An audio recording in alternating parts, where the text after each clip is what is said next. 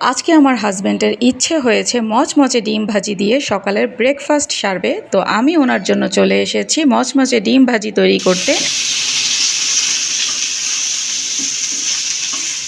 আমার দেবর হাসান সাহেব আজকে আমাদেরকে স্টেক বানিয়ে খাওয়াবে। ওকে বলেছিলাম রেসিপিটা আমাকে দেখানোর জন্য, ও আমাকে না দেখিয়ে রেসিপি তৈরি করে ফেলেছে। বানিয়েছে বিফ স্টেক ও ম্যাশ পটেটোর রেসিপিটা খুবই জুসি হয়েছিল।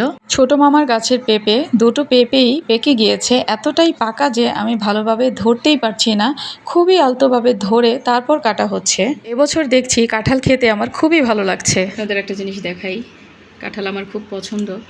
হ্যালো এভরিওয়ান, আসসালামু আলাইকুম। কেমন আছেন সবাই? আশা করছি যে যেখান থেকে ভিডিওটি দেখছেন সবাই ভালো আছেন, সুস্থ আছেন। ব্রেকফাস্টে মচমচে করে ডিম ভাজি করে নিচ্ছি। আমার হাজব্যান্ডের ডিম ভাজি দিয়ে রুটি খেতে ইচ্ছে করছে, তো ওনাকে আমি নাস্তা খেতে দিয়ে চলে এসেছি ওয়াশিং মেশিনে। গ্রাম থেকে যেহেতু এসেছি অনেকগুলো কাপড় জমে গিয়েছে, তো ওয়াশিং মেশিনে যেগুলো আমি দিতে পারবো সেই কাপড়গুলো দিয়ে মেশিনটা সেট করে দিলাম। আর এদিক দিয়ে চলে এসেছি আম ভর্তা বানাবো। গ্রাম থেকে যেহেতু অনেক পরিমাণে আম নিয়ে আসা হয়েছে, তো এখান থেকে আমি কিছু আম বেছে নিলাম আর সবগুলো একটা একটা করে কেটে দেখেন এক বল হয়ে গিয়েছে। মাশাল্লাহ, আমগুলো খুবই পাকা ছিল আর টক মিষ্টি ছিল।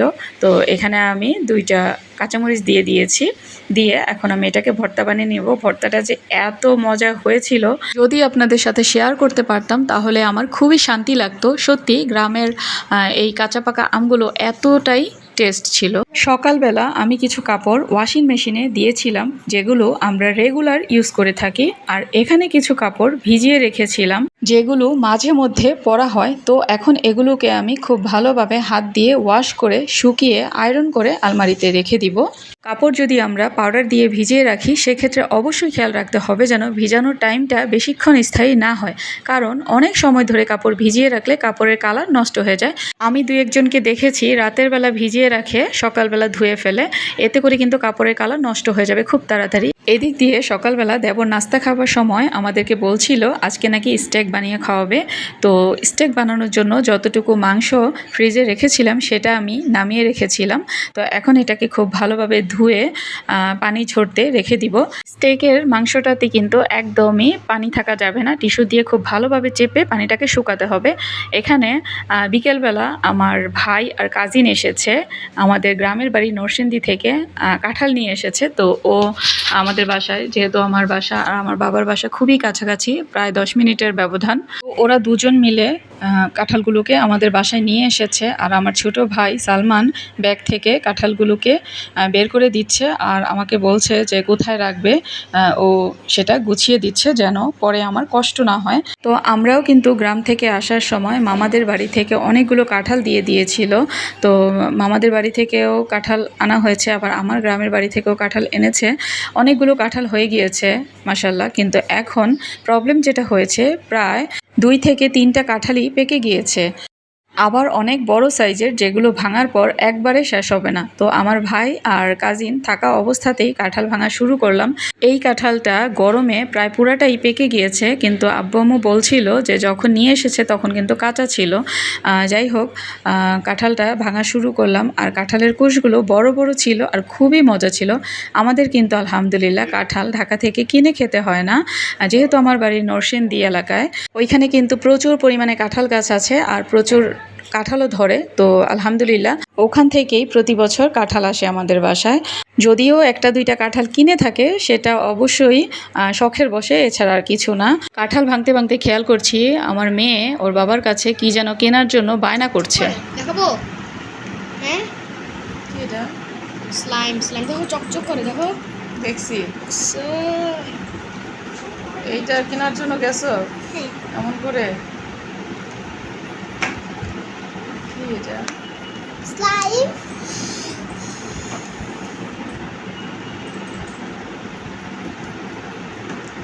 দেখি কি বানাও, কি বানাইছো? সুন্দর হয়েছে, ওকে দেয় না।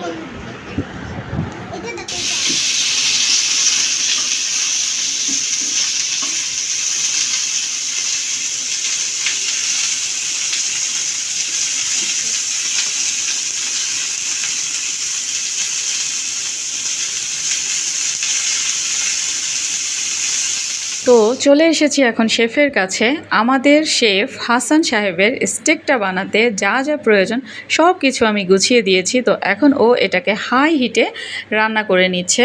রান্না শুরুর আগে আমি কিন্তু শেফকে বলেছিলাম আমাকে দেখানোর জন্য রেসিপিটা, কিন্তু সে আমাকে ছাড়াই রেসিপিটা শুরু করে দিয়েছে। তো আমি নিজেই আপনাদের বলে দিচ্ছি যে এটাতে কি কি করবেন আপনারা। রেসিপিটা কিন্তু খুবই সহজ লাগে আমার কাছে। স্টেকের মাংসের দুই পাশেই কিন্তু কাঁটা চামচ দিয়ে কুচিয়ে নিতে হবে। তারপর লবণ, 1 চা চামচ গোলমরিচের গুঁড়া দিয়ে মাংসটাকে খুব ভালোভাবে ম্যাসাজ করতে হবে। তারপর দিয়ে দিতে হবে সয়া সস 1 টেবিল চামচ। তারপর দিয়ে দিতে হবে মাখন বা বাটার। এরপর নর্মাল ফ্রিজে 15 থেকে 20 মিনিটের মতো রেখে দিতে হবে। এদিক দিয়ে শেফ ম্যাশ পটেটোও করা শুরু করে দিয়েছে। ওকে কিন্তু আমি কোনোভাবেই ধরতে পারছি না। আলুগুলোকে আমি ম্যাশ করে দিয়েছিলাম। এখন ও ফ্রাই প্যানে রসুন ভেজে বাটারের সাথে তারপর দুধ দিয়ে দিল। ম্যাশ করা আলুগুলোকেও দিয়ে নাড়িয়ে চাড়িয়ে ও ম্যাশ পটেটো করে ফেললো। এখনও স্টেকটাকে খুব ভালোভাবে নাইফ দিয়ে কেটে সাইজ করে নিচ্ছে। কিছুক্ষণের মধ্যেই তৈরি হয়ে যাবে আমাদের ম্যাশ পটেটো আর স্টেক। তো যাই হোক, ও ওর মতো করেছে। আমি ওকে ধরতে পারিনি, আপনাদের সাথে শেয়ার করতে পারিনি রান্নাটা কীভাবে করেছে। তবে ইনশাল্লাহ যেই দিন আমি করব সেই দিন অবশ্যই আপনাদের সাথে শেয়ার করব। তো ওর প্রায় কাটা শেষ হয়ে যাচ্ছে, এরপরই হচ্ছে খাওয়ার পালা। দেখা যাক কেমন হয়। এই তো তৈরি হয়ে গিয়েছে বিফ স্টেক ও ম্যাশ পটেটো রেসিপি। সত্যি খুবই জুসি হয়েছিল। আপনাদের একটা জিনিস দেখাই, কাঁঠাল আমার খুব পছন্দ। বিকেলে এটা নিজের হাতে ভেঙে এতটুকু খেয়েছি বাসার সবাই। এখন মোটামুটি কাঁঠালটা কিন্তু অনেক বড় আছে, খাওয়া হয় নাই। ইনশাল্লাহ সকালে খাবো। এর মধ্যে গরমে এই কাঁঠালটাও এখন দেখা যাচ্ছে পেকে যাচ্ছে। কী করি এখন? আর গ্রাম থেকে আনা এই যে পেঁপে, এগুলো কাঁচা ছিল, এখন দেখতেছি গরমে এগুলোও পেকে গেছে। দুইটাই পাকা। এখন একটা কাটবো আর একটা কালকে। ছোটো মামার গাছের পেঁপে এগুলো, দুটো পেঁপেই পেকে গিয়েছে। এতটাই পাকা যে আমি ভালোভাবে ধরতেই পারছি না। খুবই আলতোভাবে ধরে তারপর কাটা হচ্ছে। গ্রামের এই আম, কাঁঠাল, জাম, পেঁপে যাই বলি না কেন, এগুলোর সবই কিন্তু ফরমালিন মুক্ত। আর এগুলোর টেস্টের কথা কি বলবো, এতটাই মজা যে মুখে লেগে থাকার মতো। আমার পছন্দের ফলের মধ্যে কাঁঠাল তেমন একটা পড়তো না, কিন্তু এবছর দেখছি কাঁঠাল আমার খুবই ভালো লাগছে। সত্যি খুবই মজা বাংলাদেশের এই ফলগুলো। একদম এত পাকা যে ধরা যাইতেছে না।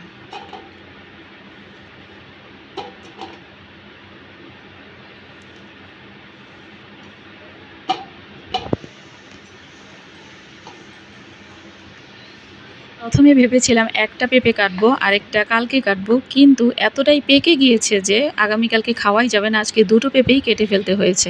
ভেঙে যেতেছে, দেখছেন? ধরা যাইতেছে না যে এত এমনভাবে পেকে গেছে। এত এত মজার মজার খাবার দাবার খাচ্ছি।